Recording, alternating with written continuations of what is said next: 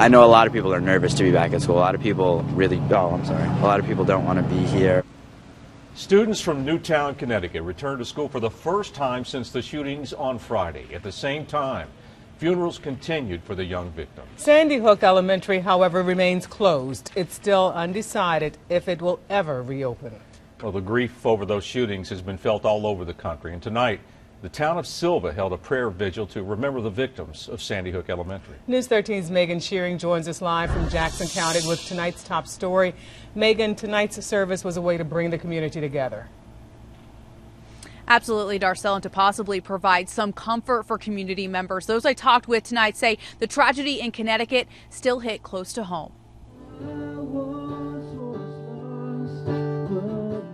It was a cold and somber December night in Silva. We pray for our country and for our local community as we grapple with the reality of such a horrific loss.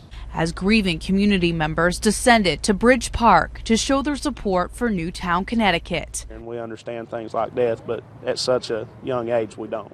Dozens of folks of all denominations joined together to pray for the 20 children and 6 adults shot and killed at Sandy Hook Elementary. I don't think any of us could really find the words to express the grief and the anger that we felt over this incident.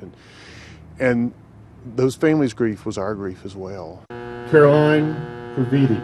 One by one, the victims' names were read out loud, and a bell was rung in their honor. It makes me feel kind of scared because I don't want that to happen at my school because I don't want anybody to die. Candles were also lit to keep the memory of these victims alive. It's just all the more tragic when it involves children because it seems that innocence has been slaughtered. I'm sad for the people that shooted. It drove home the fact that this tragedy could happen in any town.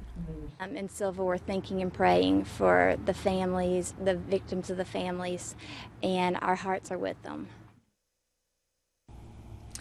And as folks were told to leave in peace tonight, parents hugged their children a little tighter. Tonight's prayer vigil, was a collaborative effort. Town officials and also local churches band together in a moment's notice to try and bring this community closer together. Reporting live in Silva tonight, Megan Shearing, News 13.